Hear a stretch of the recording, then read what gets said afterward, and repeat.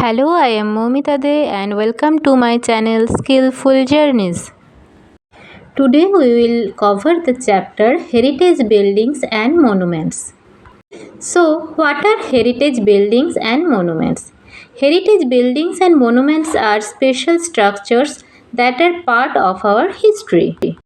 They tell us stories about our past cultures and traditions. Examples of heritage buildings include ancient places, forts, temples, churches, and houses. A heritage structure could be a building, a bridge, or even an old lighthouse. Heritage buildings क्या है? Heritage buildings and monuments वो है ये जो एक special structures है जो हमारे इतिहास के अंतर्गत है एंड ये बिल्डिंग्स और स्ट्रक्चर्स हमारे इतिहास के बारे में कुछ बताते हैं, कुछ स्टोरीज़ और पास्ट कल्चर्स और ट्रेडिशन के बारे में पता चलता है इन बिल्डिंग्स और मोनूमेंट्स से। उन्हें हम हेरिटेज बिल्डिंग्स और मोनूमेंट्स कहते हैं। ये कोई किला या फिर कोई महल या फिर इवन कोई मंदिर और ब्रिज भी हो सकते हैं। तो अब हम हमारे कुछ हेरिटेज बिल्डिंग्स एंड मोनूमेंट्स के बारे में जानेंगे। The Taj Mahal. The Taj Mahal meaning the crown of palaces. It is the most famous monument of India. ये क्या है? ये सबसे फेमस मोनूमेंट है इंडिया में।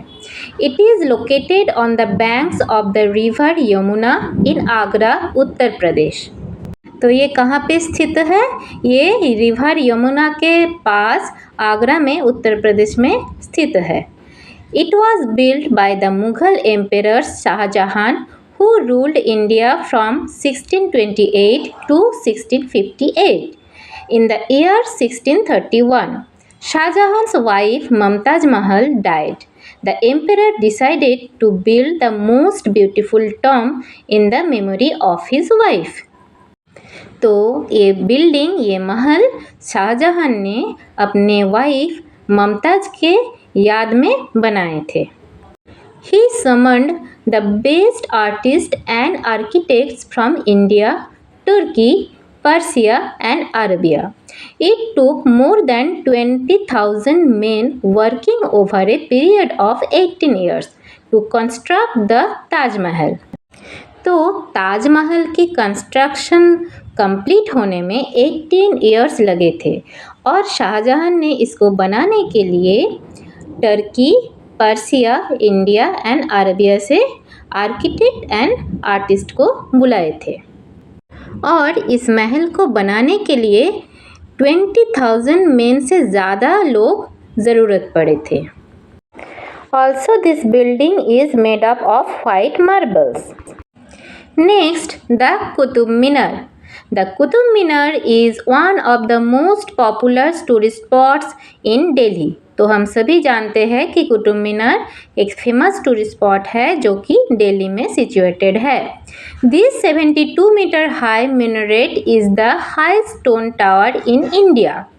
It is made of red stone. It has 379 steps leading to the top. इसके अंदर 379 steps है जो कि इसके ऊंचाई तक पहुंचाते हैं। The construction of this monument started in the year 1193. इसका कंस्ट्रक्शन शुरू हुआ था 1193 में under the supervision of Qutbuddin Aibak. Qutbuddin Aibak ने इसको इनके सुपरविजन में ये बना था। After whom the monument is name. उन्हीं के नाम से ये मोनूमेंट है। It was completed in 1386 by Sultan Firoz Shah Tughlaq. तो इसको स्टार्ट हुआ था कुतुबुद्दीन ऐबक के सुपरविजन में और इसको ख़त्म किसने किया था? सुल्तान फिरोज शाह तुगलक 1386 में। UNESCO has declared the Qutub complex a world heritage site and takes care of its maintenance. तो अभी जो इनका मेंटेनेंस होते हैं वो यूनेस्को द्वारा वर्ल्ड हेरिटेज साइट डिक्लेयर किया गया था और इनका मेंटेनेंस और टेक केयर वही करते हैं। The statue of liberty. The Statue of Liberty is in the Liberty Island of New York in the United states of America और यूएसए। तो ये कहाँ पे सिचुएटेड है? ये लिबर्टी आइलैंड में सिचुएटेड है जो कि न्यूयॉर्क में है and United states of America के अंदर है। This famous monument was presented to the people of USA by the people of France in 1886। तो ये जो स्टैचू है ये फ्रांस के लोगों ने यूएसए के लोगों को 1886 में प्रेजेंट किए थे। It is a statue of a robed woman holding a torch in her right hand. The torch signifies enlightenment. She holds a tablet in her left hand. The tablet represents knowledge and shows the date of the United States Declaration of Independence in Roman numerals। तो ये जो देख ही सकते हैं आप लोग कि ये जो स्टैचू है इनके हाथ में राइट हैंड में इन्होंने एक टॉर्च पकड़ के रखा है जो टॉर्च सिग्निफाई करते हैं एनलाइटमेंट। हाँ, और she holds a tablet in her left hand में उन्होंने एक टैबलेट पकड़ के रखा है। टैबलेट रिप्रेजेंट्स नॉलेज, ये नॉलेज रिप्रेजेंट करते हैं। तो इसमें क्या लिखा है? The date of independence in Roman numerals. इसमें यूनाइटेड स्टेट्स का जो इंडिपेंडेंस का डिक्लेरेशन है उसका डेट रोमन न्यूमेरल्स में लिखा हुआ है।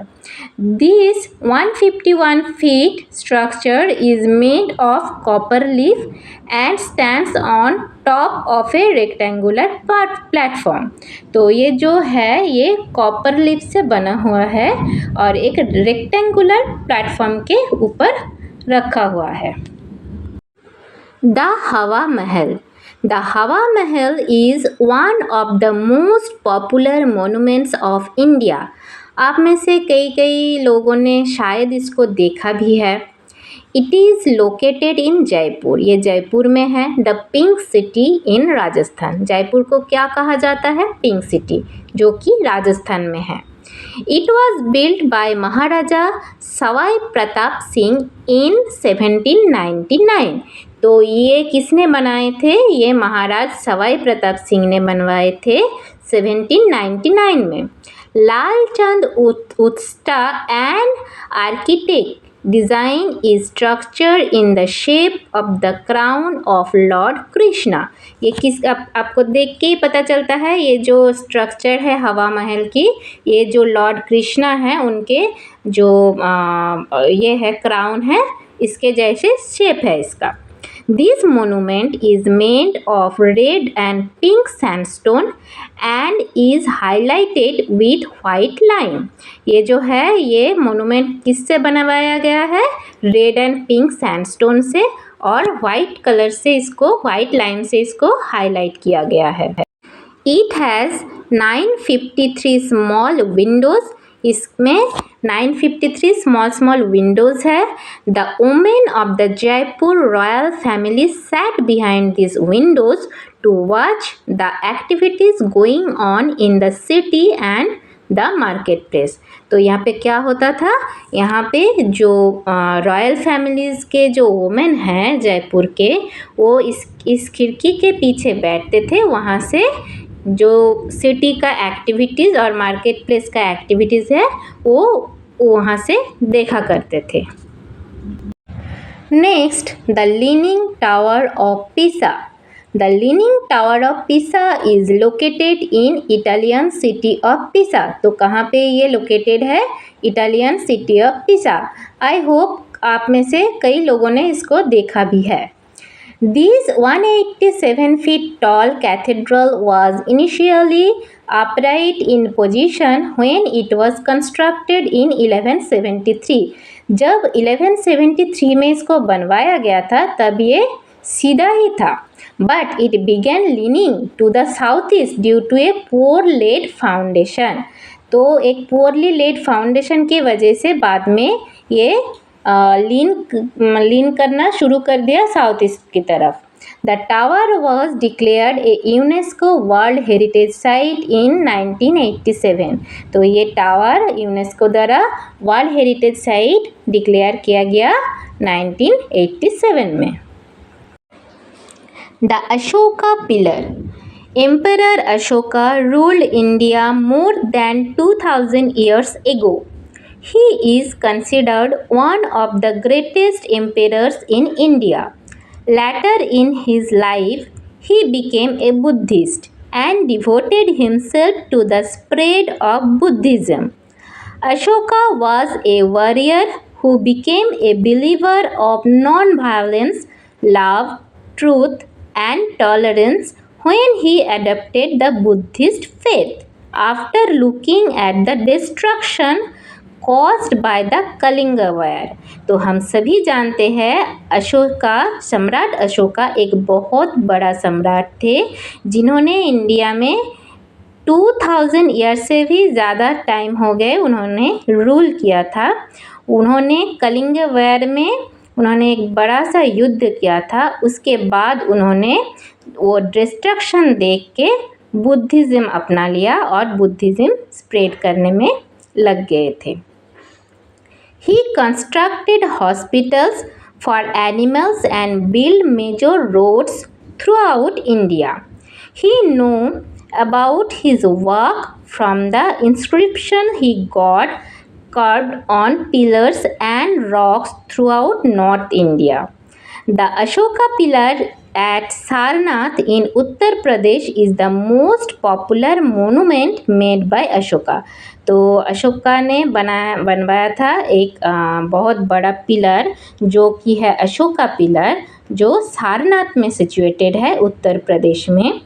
This pillar records the visit of the emperor to Sarnath. तो ये जो पिलर है ये एम्परर का जो विजिट है सारनाथ में वो रिकॉर्ड करते थे। On the pillars are carvings of 4 lions which stand back to back. This carving is the national emblem of India. The Ashoka Chakra depicted in the center of the Indian flag was taken from the carving of this pillar. तो इस pillar में 4 Lions है जो कि back to back खड़े हैं और ये जो स्टैचू है इसको ये कार्विंग जो है इसको नेशनल एम्ब्लेम भी माना जाता है इंडिया में। हमारे इंडियन फ्लैग में जो अशोका चक्र है वो यही से लिया गया था इस पिलर के कार्विंग से। Next the red fort. The red fort in Delhi was built by the Mughal Emperor Shah Jahan in 1639। हम सभी जानते हैं कि रेड फोर्ट दिल्ली में सिचुएटेड है और यहीं से हमारे प्राइम मिनिस्टर इंडिपेंडेंस डे के दिन फ्लैग होस्टिंग करते हैं। It is made of red sandstone. The prime minister of India host the national flag and address the nation from the red fort on India's independence day. Apart from the Taj Mahal and Red Fort, Shah Jahan also built the Jama Masjid in Delhi। तो ताजमहल और red fort के अलावा भी शाहजहां ने दिल्ली में जामा मस्जिद भी बनवाए हैं। Why are heritage buildings important? Heritage buildings का इम्पोर्टेंस क्या है? They tell us stories. Heritage buildings and monuments remind us of the people who lived before us। तो हमसे पहले हमारे वर्ल्ड में जिन लोगों ने रूल किया उनके बारे में हम लोगों को यहाँ से पता चलता है। ये हमें याद दिलाते हैं हमारे हिस्ट्री के बारे में। They show our culture. These structures show how people worked, lived and celebrated in the past। तो ये हमें बताते हैं पास्ट में लोगों ने कैसे सेलिब्रेशन किया, कैसे उनके ज़िंदगी थे, कैसे वो काम करते थे, उनके कल्चर कैसे थे, इन सब के बारे में ये हमको बताते हैं। They attract visitors. Many people travel to see famous heritage structures like the Taj Mahal और द आईफेल टावर। तो विजिटर्स के बहुत क्यूरियोसिटी रहते हैं, तो बहुत सारे विजिटर्स ये सब फेमस हेरिटेज स्ट्रक्चर्स को देखने के लिए जाते हैं। They need protection.